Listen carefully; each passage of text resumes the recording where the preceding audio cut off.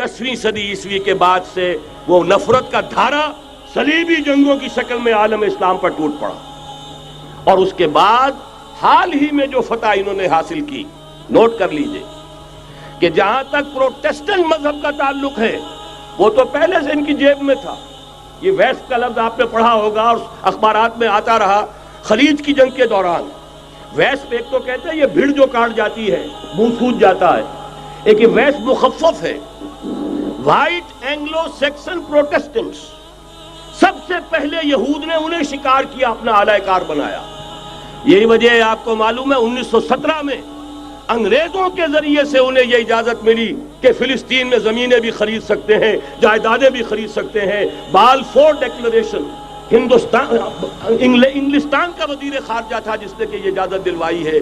वरना यह कि खिलाफत उस्मानिया जब तक कायम रही है, खलीफा उस्मानी तुर्क खलीफा ने इजाजत नहीं दी, इसलिए कि हजरत उमर रजी अल्लाह ताला अन्हु ने, यह भी अब तारीख की एक हकीकत बयान कर रहा हूं जो शायद बहुत से हजरात के इल्म में न हो, कि जब यरूशलेम के ईसाइयों ने सरेंडर किया है यरूशलेम, हजरत उमर आए हैं, तशरीफ लाए हैं मदीना मुनव्वरा से चार्ज लेने के लिए। उस वक्त जो ट्रीटी लिखी गई है, जो मुआहदा हुआ है, उसमें वहां के यहूदियों, यहाँ के ईसाइयों ने तय कराया था कि यहाँ आप यहूदियों को आबाद होने की इजाजत नहीं देंगे। यहूदी आ सकता है, ज़ियारत कर सकता है, अपने मकामात मुक़द्दसा को आकर देख सकता है, यहाँ आबाद नहीं हो सकता। और ये कौन शर्त रख रहा है? ईसाई। उस वक्त तक ईसाइयों की दुश्मनी यहूदियों के साथ इस दर्जे में थी। और यही हजरत उमर रजी अल्लाह ताला अन्हु की वो शर्त थी कि सलातीन उस्मानिया, खुलफाए उस्मानिया ने भी, हालांकि यहूदियों ने बड़ी से बड़ी रिश्वत देने की कोशिश की है, सुल्तान अब्दुल हमीद खान को यूं समझिए कि सीमो जर से खरीदने की कोशिश की है, लेकिन इसके बावजूद उनका कि जो फैसला हजरत उमर कर गए थे, जो कमिटमेंट रजी अल्लाह ताला अन्हु उनकी है, मैं उससे सरे मुंह इनहराफ नहीं कर सकता। असल में उसी की तो सदा है जो फ्री मेसनरी के जरिए से खिलाफत का खात्मा कराया गया, कि यही सबसे बड़ी रुकावट है। अगर खिलाफत खत्म न होती और अगर कहीं जिहाद का ऐलान खलीफा उस्मानी की तरफ से हो गया होता, तो ये कही थी बात जब हजरत शेखुल हिंद रहमतुल्लाह अलैह जब ये असीरी में थे माल्टा में, तो वहां का अंग्रेज कमांडेंट उसने चूंकि वो कुछ मुरीद हो गया था या कम से कम अकीदतमंद हो गया था, एक रोज हजरत शेखुल हिंद ने उनसे सवाल किया उस शख्स से कि आप लोग हमारी खिलाफत के पीछे क्यों पड़े हुए? ये तो बीमार, तुम खुद कहते हो, यूरोप का मर्दे बीमार तुर्की, आपको क्या डर है इससे? आप क्यों इस बेचारी खिलाफत के दर पे हैं? उस शख्स ने जवाब दिया था, मौलाना इतने भोलपन के साथ बात ना कीजिए, हम भी जानते हैं, आप भी जानते हैं, अगर कहीं खिलाफत उस्मानिया की तरफ से जिहाद का ऐलान हो गया तो पूरे आलम इस्लाम से लाखों मुसलमान अपने सरों से कफन बांध कर निकल आएंगे। आज इस गए गुजरे दौर में भी इस कमजोर और यूं समझिए कि नाम नेहाद खिलाफत के अंदर इतनी जान है, इतनी ताकत, लिहाजा उसको खत्म किया गया। और खत्म कराया गया किन के जरिए से? वो जो मुसलमान कहलाते हैं थे फ्री मेसन, मुस्तफा कमाल पाशा फ्री मेसन, और उसके जरिए से इन्होंने सारे काम जो करवाए वो दर हकीकत अपनी साजिशों के जरिए से और मुसलमानों को इस्तेमाल करके करवाए। बहरहाल बात लंबी हो रही है। पहली बात तो यह है कि वही नक्शा उस वक्त का आज भी है जहां तक यहूदियों का ताल्लुक है, लेकिन फर्क ये वाक़ हो गया कि उस वक्त ईसाई यहूदियों के ताबे नहीं थे, बल्कि ईसाइयों और यहूदियों के माबैन दुश्मनी थी। आज यहूदी ईसाइयों पर मुसल्लत हो चुका है। फरंग की रगे जहां पंजे यहूद में है, और आज के फरंग का लीडर अमेरिका है। अमेरिका का सदर यूं समझिए कि वो इन यहूदियों का गुलाम है। मजाल नहीं कि उनकी मर्जी से इधर से उधर हो जाए, और अगर कोई गलती से इधर से उधर हो जाए तो उसका पत्ता चाक हो जाएगा। आप देखिए क्या हशर हुआ है बुश का, हालांकि बहुत बड़ा हीरो बनकर निकला था गल्फ वॉर से, लेकिन जरा सा एक बयान दे दिया था कि जो इसराइल को पसंद नहीं आया, तो जो इलेक्शन में चारों शाने चित हुआ है उसका जो हशर हुआ है वो देख लीजिए।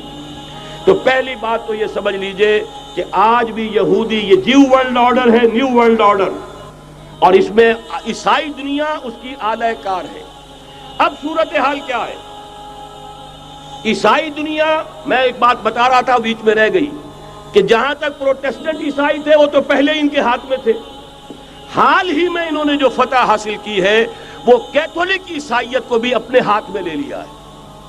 چنانچہ پوپ صاحب نے فرمان جاری کر دیا ہے کہ ہمارے خداوند یسوع مسیح کے قتل کی ذمہ داری ان یہودیوں پر نہیں ہے، بری کر دیے گئے۔ 1900 برس کے بعد، بلکہ 2000 برس کے قریب ہو گئے، انہیں ایگزونریٹ کر دیا گیا، ایبسالو کر دیا گیا، ان پر ذمہ داری نہیں۔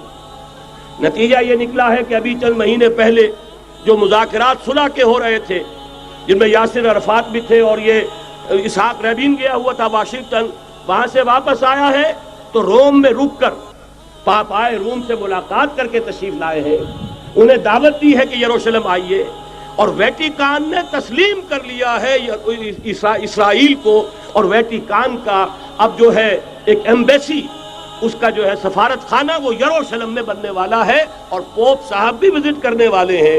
گویا کہ یہ گٹھ جوڑ اب مکمل ہو چکا، اب کہیں اس میں کوئی کمی نہیں رہی۔ اس یونائٹڈ فورس کے ساتھ یہ نیو ورلڈ آرڈر اس وقت عالم اسلام پر حملہ آور ہے۔ اب اس میں نوٹ کیجئے کہ اس وقت کی فضا ہے کیا۔ عالم اسلام میں سے عالم عرب ان کے شکنجے میں جا چکا، کیوں بنا کر کھڑے ہوئے ہیں اسرائیل کو ماننے کے لیے اور سر تسلیم خم کرنے کے لیے۔ انہیں بلا کر میڈرڈ میں پیش کیا گیا یہودیوں کے سامنے کہ تم جن کے ساتھ ایک ٹیبل پر بیٹھنے کو تیار نہیں تھے، میڈرڈ میں آؤ، آؤ اپنا قبرستان دیکھو، یہ اسپین کی سرزمین جہاں تم نے 800 برس حکومت کی تھی، یہ تمہارا قبرستان، یہاں آؤ اور بیٹھو اور ان کے ساتھ بات کرو۔ گئے تھے کہ نہیں تمام فرنٹ لائن سٹیٹس میڈرڈ میں؟ حالانکہ کوئی بین الاقوامی کانفرنس کبھی میڈرڈ میں نہیں ہوئی، یا تو یہ واشنگٹن میں، بعد میں وہ سارے معاملات واشنگٹن میں چلے، شروع وہاں سے کیا۔ اس لیے کہ نیوز ویک کا کچھ عرصے پہلے کور سٹوری جو تھی 1992 is the year of Spain. Why? 1592 was the year of the fall of Granada. 1492 میں 1492 میں غرناطہ کا سقوط ہوا، اور پورے آئیبیرین پیننسولا سے ایک ایک مسلمان بچہ نکال کر ختم کر دیا گیا، یا زندہ جلا دیے گئے، یا تہہ تیگ کر دیے گئے، یا جہازوں میں بھر بھر کر۔ اور آپ کو معلوم ہے میڈیٹرینین کی حیثیت کیا ہے، خلیج ہے، ایک معمولی سی خلیج، ادھر سے اسپین کا ساحل قریب آ جاتا ہے، اسپین کے ساحل سے جہازوں میں بھرا اور نارتھ افریقہ کے ساحل کے اوپر پھینک کر آ گئے۔ پورے ہسپانیہ میں جہاں 800 برس مسلمان کی حکومت رہی، ایک بچہ بھی مسلمان نام کا موجود رہا۔ یہ تھا 1492، اور اب آیا تھا 1992۔ 1992 is the year of Spain۔ اسی لیے ورلڈ اولمپکس رکھے گئے، وہاں دلہن کی طرح سجایا گیا ہسپانیہ کو، اور بلایا گیا، طلب کیا گیا، سمن کیا گیا تمام دول عرب کو، آؤ یہاں بیٹھو، اور یہاں بیٹھ کر اپنے ان یہودی دشمنوں کے ساتھ مصالحت کی بات شروع کرو۔ بہرحال نوٹ کر لیجئے، عالم عرب جا چکا ہے۔ کوئی دن کی بات ہے، میں سنسنی پیدا نہیں کرنا چاہتا، لیکن حالات اور واقعات سے نگاہیں بند کرنا بھی کوئی دانش مندی کی بات نہیں ہے۔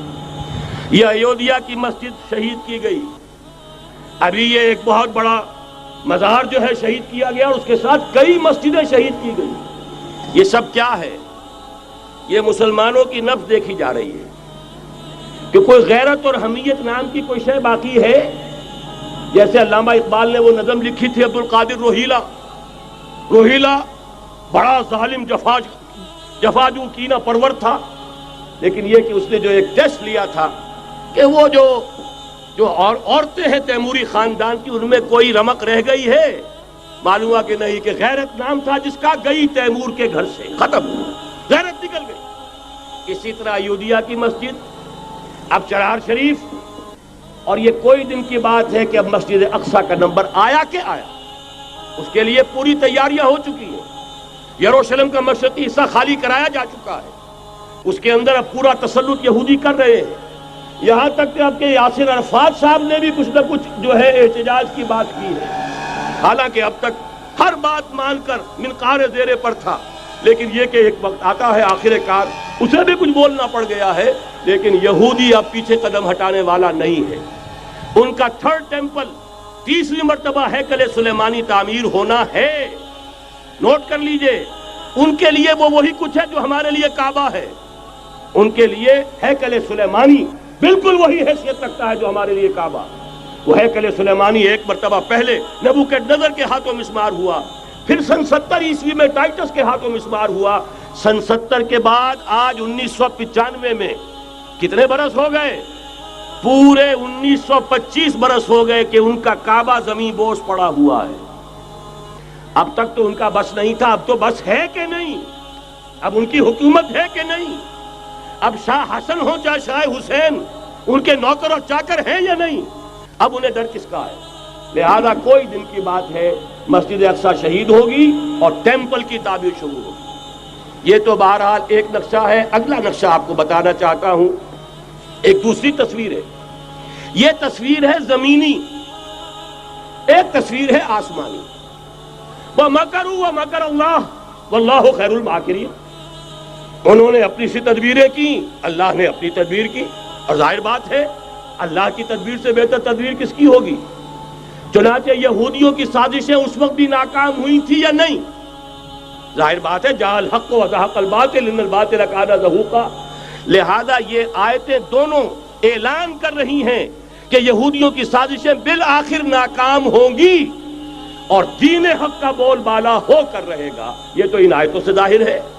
یریدون لیطفئوا نور اللہ بافواہہم واللہ متم نورہ ولو کرہ الکافرون. یریدون ان یطفئوا نور اللہ بافواہہم ویابى اللہ الا یتم نورہ ولو کرہ الکافرون. هو الذی ارسل رسولہ بالہدى ودین الحق لیظہرہ علی الدین کلہ ولو کرہ المشرکون. اللہ نے تو بھیجا ہی ہے اپنے رسول کو اس فیصلے کے ساتھ اور یہ ذمہ داری اور مشن دے کر کہ جو دین حق آپ کو دے کر بھیجا جا رہا ہے اسے غالب کیجئے، نافذ کیجئے، قائم کیجئے. اس مشن کے ساتھ بھیجا جا رہا ہے اور وہ بہرحال آیا جاء الحق وزهق الباطل ان الباطل کان زهوقا. لیکن نوٹ کرنے کی بات یہ ہے، ذرا یہاں تھوڑا سا تحمل کے ساتھ غور کیجئے گا، کہیں میرے خلاف کوئی فتویٰ دینا شروع کر دیں. کیا حضور کا مقصد بعثت اس وقت مکمل ہو گیا تھا؟ ایک درجے میں ہو گیا کہ جزیرہ نما عرب پر اللہ کے نور کا بھی اتمام ہو گیا، اللہ کا دین بھی غالب ہو گیا. ہو گیا کہ نہیں ہو گیا؟ لیکن کیا محمد الرسول اللہ صرف عرب کے لیے بھیجے گئے تھے؟ قرآن کہتا ہے ببانگ دہل وما ارسلناک الا کافۃ للناس بشیرا ونذیرا. اے محمد صلی اللہ علیہ وسلم، ہم نے نہیں بھیجا ہے آپ کو مگر پوری نوع انسانی کے لیے بشیر اور نذیر بنا کر.